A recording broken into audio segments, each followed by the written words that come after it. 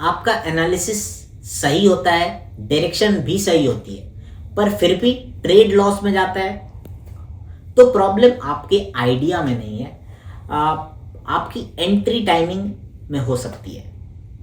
Trading में सिर्फ ये मैटर नहीं करता कि आप क्या ट्रेड कर रहे हो, बल्कि ये मैटर करता है कि आप कब ट्रेड एंटर कर रहे हो।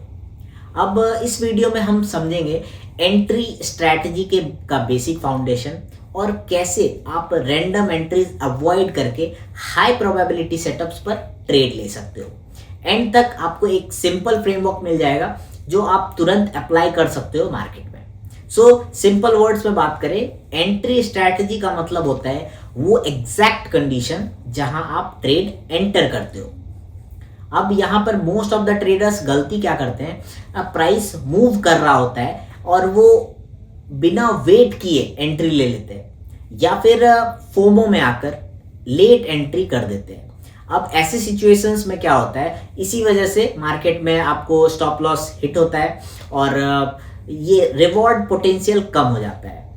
अब एंड तक रुकना, मैं आपको एक सिंपल 3 स्टेप्स एंट्री मॉडल दूंगा जो आपकी एंट्रीज इंप्रूव कर देगा। एक स्ट्रॉन्ग एंट्री स्ट्रैटेजी का बेस होता है स्ट्रक्चर, कंफर्मेशन प्लस टाइमिंग।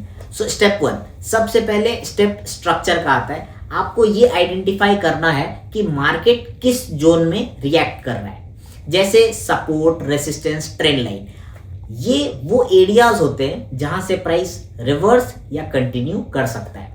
अब स्टेप 2 में आता है कंफर्मेशन। डायरेक्ट लेवल पे एंट्री लेने के बजाय आपको वेट करना चाहिए कि मार्केट आपके आइडिया को कंफर्म करे, जैसे स्ट्रॉन्ग रिजेक्शन, ब्रेकआउट या प्राइस एक्शन पैटर्न्स।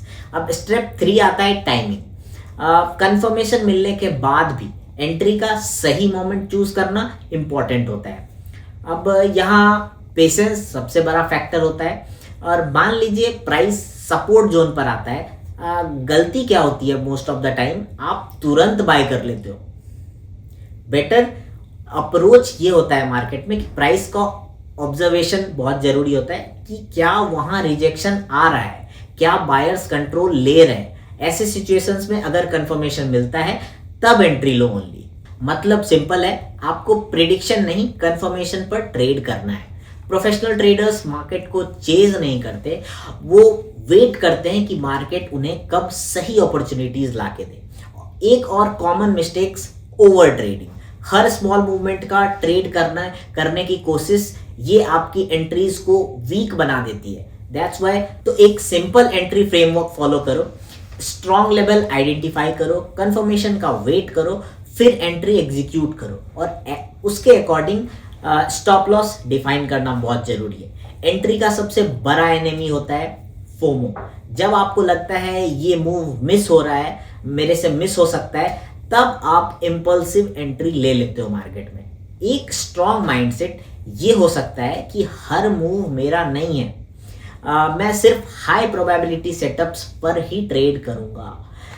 ट्रेडिंग में अपॉर्चुनिटीज कभी खत्म नहीं होती है, लेकिन कैपिटल जरूर खत्म हो जाता है। इसलिए हर एंट्री प्लान्ड होनी चाहिए, रैंडम नहीं।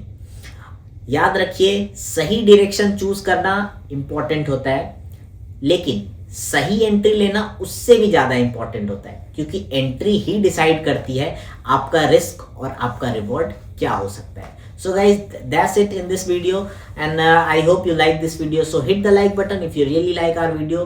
Do subscribe, and thank you so much.